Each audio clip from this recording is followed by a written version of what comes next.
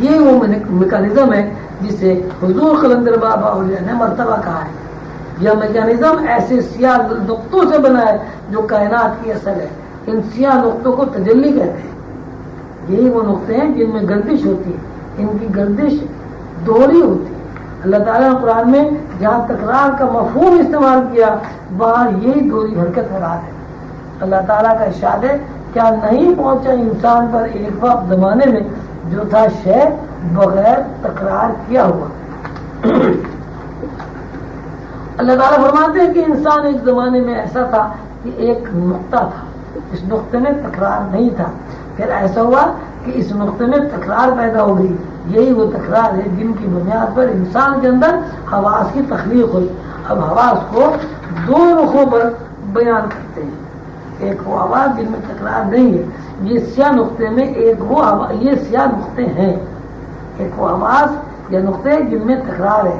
یہی تکرار لیل اور نہار یعنی خواب اور بیداری ہے.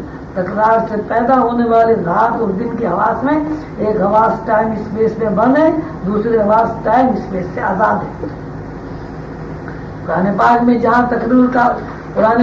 جہاں تکرار کا مفہوم آیا ہے وہاں یہی دوہری حرکت مراد ہے. دوہری حرکت ہر سمت واقع ہوتی ہے. اس طرح بیک وقت وہ ہر پہنائی, ہر گہرائی, ہر سمت اور وقت کے کم ترین یونٹ میں جاری ہو ساری. یہ دوہری حرکت صدوری ہوتی ہے. یعنی سیاہ نقطہ جو زمانہ ہے پہنائی, گہرائی اور سمتوں میں پیدل میں چھلانگ لگاتا رہتا ہے. جہاں تک اس نقطے کی چھلانگ ہے وہاں تک مکان یا اسپیس کی شکل و صورت بنتی رہتی ہے. اسی سیاہ نقطے میں وہ ساری شکلیں جو مکانی شکل و صورت میں نظر آتی ہیں مخفی ہیں. یدی نقطہ چھلانگ لگاتا ہے تو مخفی مظاہر کا روپ اختیار کر لیتا ہے. اسی روپ کا نام کائنات ہے. اس نقطے میں لاشمار پردے ہیں.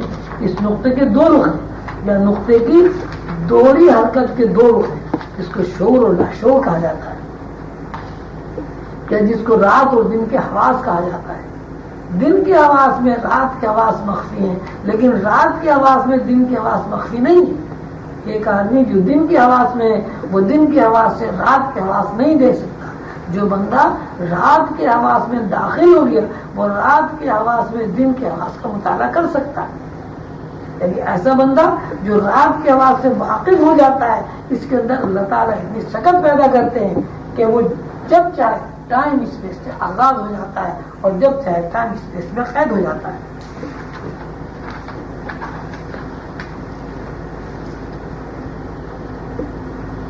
زمان میں فاصلہ نہیں ہوتا اور مقام حل بندی ہوتی ہے. قلندر بابا اولیاء نے کائنات کو ایک نقطے سے تشبیہ دی ہے. یہی نقطہ ہے جو مختلف حرکات میں سفر کرتا ہے. ان نقطوں کی ٹوٹ پھوٹ یا تکرار سے دوسرے بے شمار نقطے وجود میں آتے ہیں. اللہ تعالیٰ نے اس کائنات کو جس طرح تخلیق کیا ہے اور کائنات کی تخلیق میں جو عمل کار فرما ہے وہ ایک میکانزم ہے. یہ میکانزم بہت سے سیاہ نقطوں سے بنا ہے. ان سیاہ نقطوں کو روحانیت میں تجلی کہا جاتا ہے. نقطوں کی گردش دوہری ہوتی ہے. یہ دوہری حرکت ہر سمت میں واقع ہوتی ہے. اس طرح بیک وقت پہنائی, گہرائی اور وقت کے کمتر حصے میں جاری ہو ساری. سیاہ نقطہ جو زماں ہے پہنائی اور گہرائی کی سمتوں میں پیدل پہ متحرک رہتا ہے اور چھلانگ لگاتا رہتا ہے. چھلانگ لگانے سے مراد یہ ہے کہ اپنی حیثیت میں ایک جگہ سے دوسری جگہ تکرار کرتا رہتا ہے. نقطے کی تکرار کی وسعت کا جہاں تک تعلق ہے اس چھلانگ کی وسعت کو اسپیس کہتے ہیں. یعنی نقطہ جس مرحلے پر حرکت کرتا ہے یا تکرار کرتا ہے یہ ایک جگہ سے دوسری جگہ چھلانگ لگاتا ہے وہ مقام اسپیس ہے. خود نقطہ بذات خود زماں ہے. زماں کے دو رخ ہیں, ایک مرتبہ مکان اور دوسرا خود زماں ہے. وہ مرتبہ جس کو مکان کہا جاتا ہے جس میں وقت کے فاصلے پائے جاتے ہیں, جس کا مشاہدہ زمین پر رات دن کرتے ہیں. دوسرے مرتبے میں وقت کے فاصلے نہیں ہوتے. ایک مرتبے میں مشاہدہ کرنے والا ترتیب وار دیکھتا ہے. دیکھنے کا انداز اس طرح ہوتا ہے کہ وہ ایک لمحے کے بعد دوسرے پھر تیسرے اسی طرح مزید لمحوں کے ایک کے بعد دیگرے گزرنے کا ادراک کرتا ہے. مثلاً وقت کا تذکرہ کرتے ہوئے وقت کو سیکنڈ منٹ گھنٹوں میں ناپتے ہیں. 1 منٹ سے دوسرے منٹ تک پہنچنا، پھر تیسرے منٹ میں داخل ہونا، ادراک کی تکرار ہے. اسی تکرار سے شعور میں گہرائی پیدا ہوتی ہے. ان گہرائیوں کو مکانی فاصلے کہا جاتا ہے. مثلاً دن ایک اسپیس ہے، رات ایک اسپیس ہے، پھول ایک اسپیس ہے، خیال ایک اسپیس ہے. جو کچھ ہمارے سامنے ہے سب اسپیس ہے. چھوٹا ذرہ ہو یا بڑا کرہ، سب اسپیس ہے. ایک سیکنڈ کو سنکھ در سنکھ حصے میں تقسیم کر دیا جائے تو ہر حصہ اسپیس ہے. یعنی سیاہ نقطے میں ازل سے ابد تک کے تمام خط و خال تہ در تہ موجود ہیں اور سب خط و خال اسپیس ہے. ایک طرف سیاہ نقطے کا مفہوم یہ ہے کہ وہ اپنی تکرار کرتا ہے، ایک جگہ سے دوسری جگہ چھلانگ لگاتا ہے. چھلانگ لگانا معنی رکھتا ہے. سیاہ نقطے کا دوسرا انداز نظر بیان شدہ انداز نظر سے برعکس ہے. اس انداز نظر میں سیاہ نقطے کی گہرائیاں اس درجہ لاتناہیت رکھتی ہیں کہ پہلے انداز نظر کا ادراک اس کا احاطہ نہیں کر سکتا. تاہم یہ انداز نظر اپنا الگ ادراک رکھتا ہے. اس انداز نظر میں جب سیکنڈ کی سنگ در سنگ تقسیم کا تذکرہ کیا جاتا ہے تو ذہن کی رفتار اتنی تیز ہو جاتی ہے کہ ہم اس رفتار کو کسی اعداد و شمار میں بیان نہیں کر سکتے. ایک سیکنڈ کو سنگ در سنگ حصوں میں تقسیم کرنے کا مطلب یہ ہے کہ ہمارا شعور اسپیس کا تذکرہ کر رہا ہے، لیکن انداز الگ ہے. جب سیاہ نقطے کی گہرائیوں میں اتر کر دیکھتے ہیں تو ہمیں لا تناہی نظر آتا ہے. ہم کسی بھی طرح اس کی لا تناہیت کا تذکرہ نہیں کر سکتے. اسی ادراک کو اللہ تعالیٰ نے لیلۃ القدر فرمایا.